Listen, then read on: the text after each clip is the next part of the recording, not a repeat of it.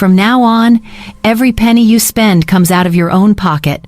I'm done funding your shopping sprees and your little luxuries. You've been bleeding me dry for 38 years, and it stops today."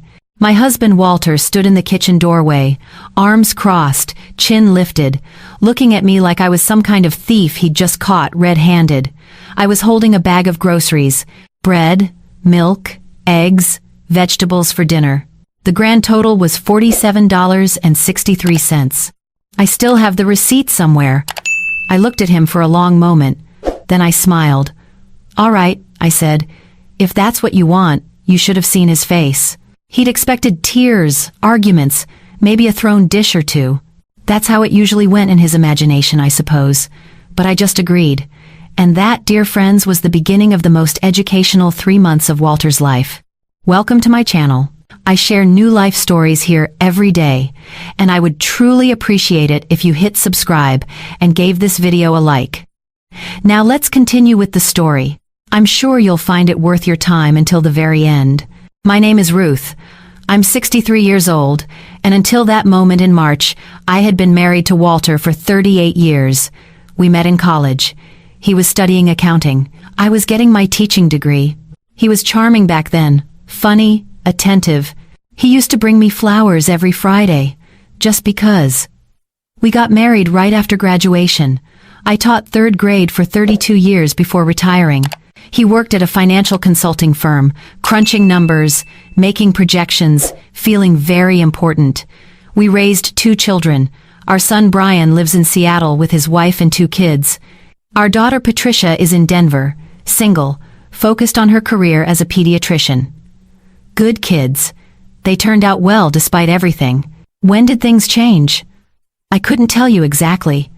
It happened so gradually that I didn't notice until it was already complete. Walter retired 3 years before I did. He was 63, eager to leave the daily grind behind. But instead of relaxing into retirement, he became obsessed with our finances. He started tracking every expense, questioning every purchase, acting like we were on the verge of bankruptcy when we had more than enough saved. My pension from teaching was decent. His was better. Together, we had no financial worries whatsoever, but you wouldn't know it from the way he acted. When I retired at 60, I thought we'd finally have time together. Travel, gardening, long walks, all those things retired couples do in the commercials. Instead, I found myself with a husband who'd become a full-time accountant of my every move. "Why did you buy name-brand cereal when the store brand is cheaper? Did you really need new gardening gloves? Another book? Don't we have enough books?" It wore me down, little by little. I started hiding purchases. I'd pay with cash so he wouldn't see the credit card statement. I'd tell him things cost less than they did. I became a criminal in my own home, and my crime was buying orange juice. Then came his fishing trip in early March. Walter went with his buddies from the firm. 3 days at Lake Tahoe, fishing, drinking, doing whatever men do when they get together and pretend they're 25 again. He came back different, more confident, more righteous. Apparently, his friend Gary had spent the whole trip complaining about his wife's spending habits. Gary's solution was what he called a financial separation. He and his wife each had their own accounts now. Each paid for their own things. Fair and transparent, Gary called it. Revolutionary, Walter decided. And so, standing in my kitchen with a bag of groceries in my hands, I was informed that our marriage was now operating under new rules. His pension was his, my pension was mine. We'd split the household bills down the middle, and everything else was our individual responsibility. No more combined accounts. No more me spending his hard-earned money. His hard-earned money. As if the 32 years I spent teaching children to read and write hadn't earned me anything. As if the 38 years I spent managing our household, raising our children, cooking his meals, washing his clothes, and organizing his entire life were worth nothing at all. But I didn't say any of that. I just smiled and said, "All right." I stayed up late that night after Walter went to bed. I sat at the kitchen table with my laptop and began to do what teachers do best. I made a plan. First, I accessed our joint bank account, the one we'd had for decades. I transferred exactly half of the balance into a new personal account I'd opened online. Walter wanted separate finances, so separate finances he would get. Then I started a spreadsheet. I'm a retired teacher. not an accountant, but I know how to organize information. I created columns for date, item, cost, and category.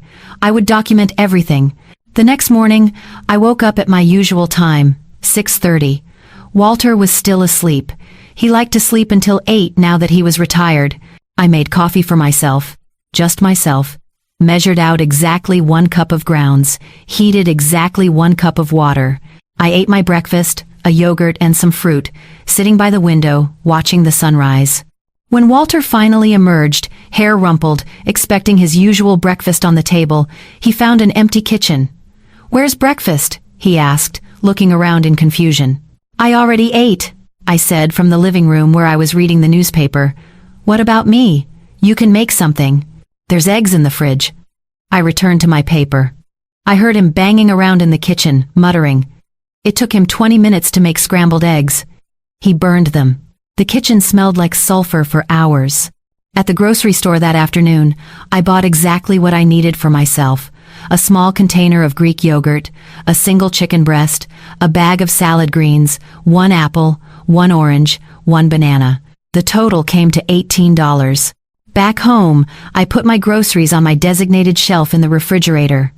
I'd taken a strip of masking tape and divided the fridge in half. My side on the left, his on the right. Walter came home from his golf game to find this new arrangement. "What's this?" he asked, staring at the tape. "Organization," I said. "My food on the left, yours on the right. Fair and transparent, like you wanted." He opened his side. It was nearly empty. Just some leftover pizza from 2 days ago and a carton of milk that was expiring tomorrow. "But I didn't go shopping," he said. "That sounds like a personal problem." The first week was the hardest for him. Not for me, for him. Walter had never done grocery shopping in his life. I don't mean that as an exaggeration. I mean literally never. In 38 years of marriage, he had not once pushed a cart through a grocery store and selected items for purchase. He didn't know where anything was. He didn't know how to pick produce. He didn't know that you have to check expiration dates on dairy. He came home with green bananas and moldy cheese. He bought a whole chicken without realizing you have to cook it. He stood in the kitchen at 7 in the evening, staring at this raw chicken like it had personally offended him. "How do you make this?" he asked. "There are recipes online," I said, not looking up from my novel. I was reading by the window, enjoying the last of the daylight.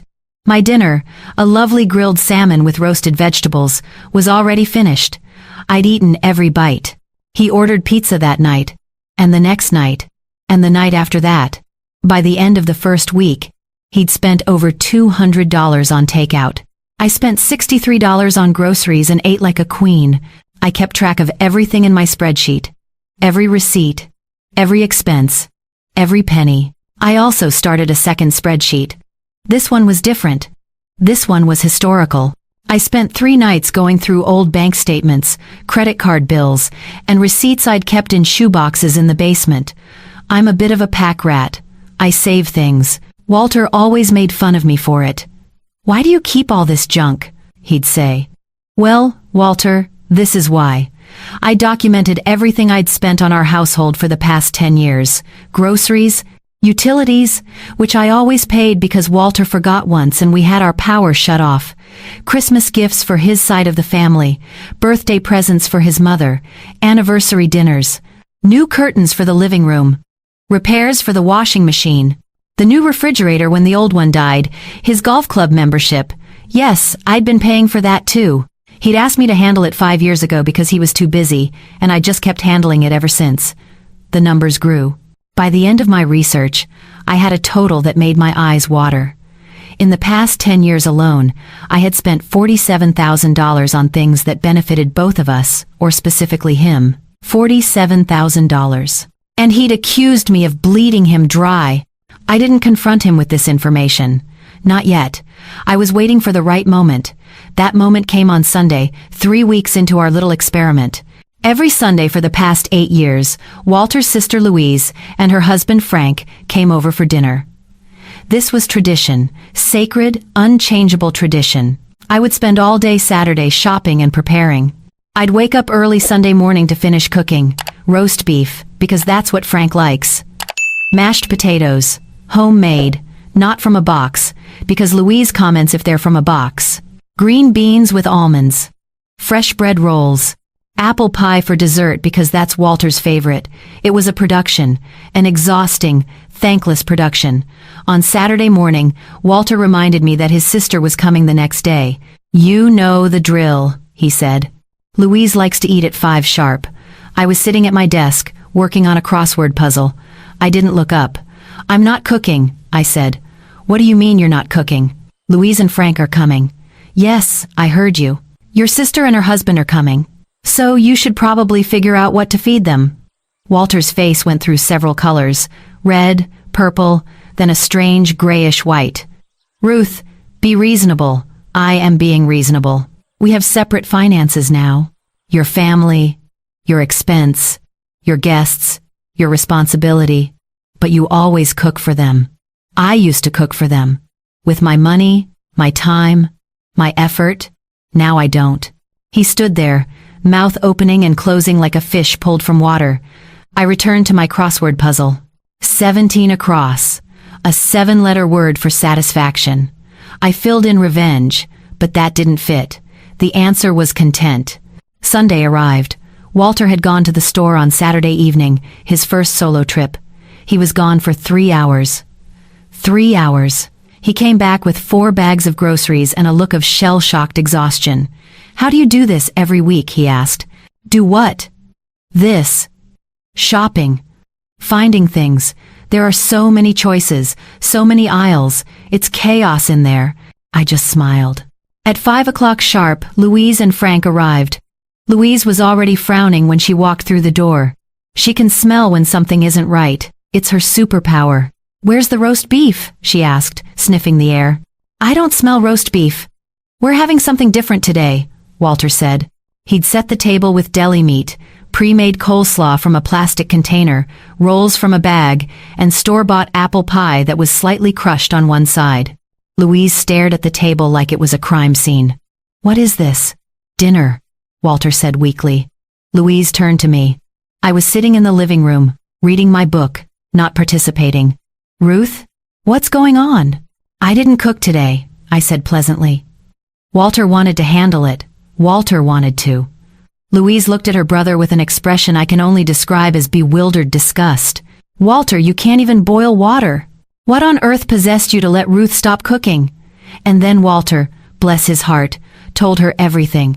The financial separation, the split expenses, the fair and transparent system, Gary's brilliant idea, all of it. He told her while I sat there, listening, occasionally turning a page in my book. When he finished, there was silence. Then, Louise started laughing. Not a kind laugh. A sharp, bitter laugh that cut through the room like a blade. "Let me understand this," she said slowly. "You told Ruth, who has managed your entire household for nearly 4 decades, who raised your children while you worked late every night, who has cooked and cleaned and organized and planned every aspect of your domestic life, you told her she was bleeding you dry?" "I didn't say it like that," Walter mumbled. "How did you say it, exactly?" Walter didn't answer. "That's what I thought." Louise picked up her purse. "Frank, we're leaving." "But the pie," Frank said, eyeing the slightly crushed dessert.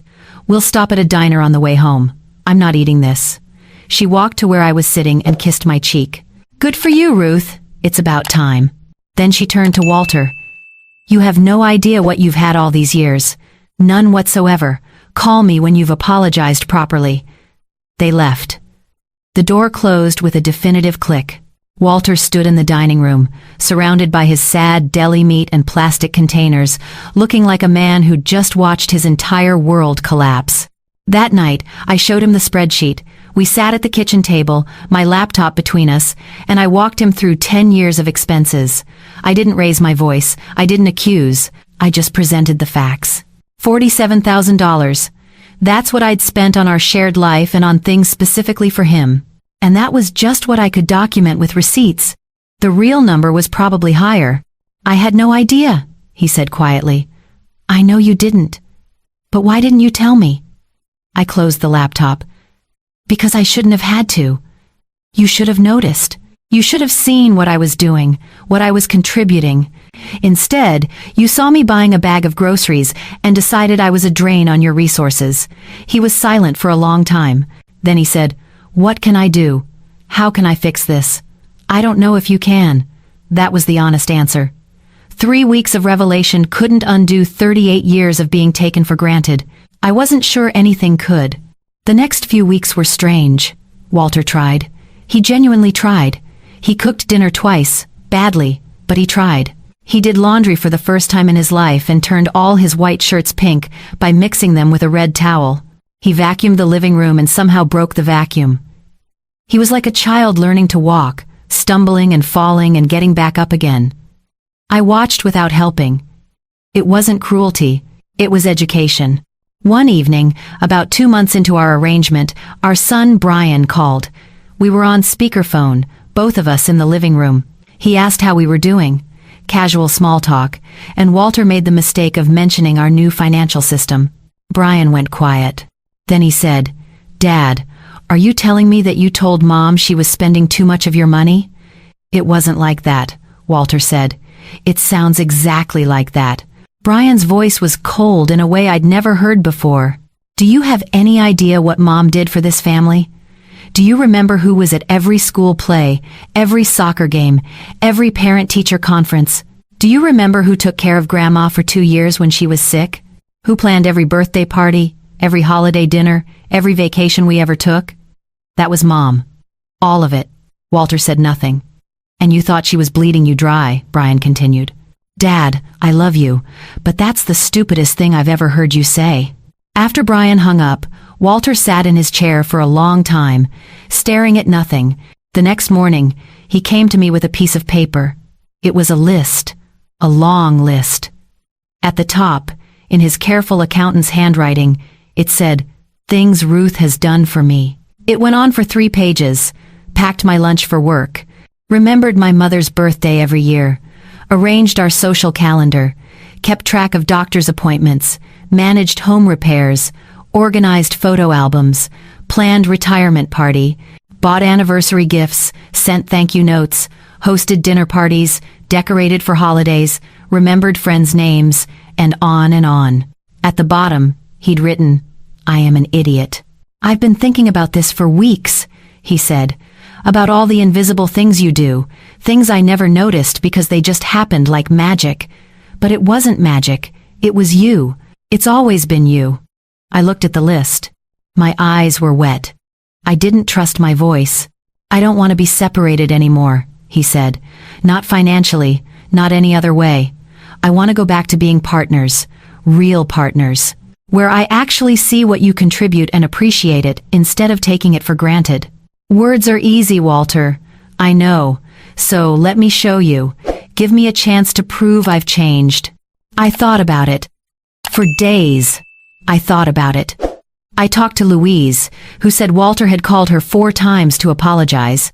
I talked to Brian, who said his father had sent him a long email acknowledging every mistake he'd made as a parent and thanking me for covering for him. I talked to my friend Dorothy, who said men don't change at 66, but maybe Walter was the exception. In the end, I decided to give him a chance. Not because I believed everything would be perfect, not because I forgot what he'd said, but because 38 years is a long time, and the man with the list, the man who'd finally opened his eyes, that was the man I'd married. He'd been buried under years of entitlement and assumption, but he was still in there somewhere. We combined our finances again, but with new rules. We both track expenses. We both contribute to household decisions. We both do housework. Yes, Walter does laundry now. He's gotten better at it. He only turns things pink occasionally. He cooks 3 nights a week. Simple things, mostly. Pasta with sauce from a jar, grilled cheese sandwiches, omelets. But he's learning. And more importantly, he's noticing. He thanks me when I cook. He comments on how nice the house looks. He asks about my day and actually listens to the answer. Is it perfect? No. 38 years of habits don't disappear in a few months. Sometimes I catch him slipping back, about to say something about the price of something I bought. But then he stops himself. He remembers. He's trying. Louise and Frank came back for Sunday dinner last month.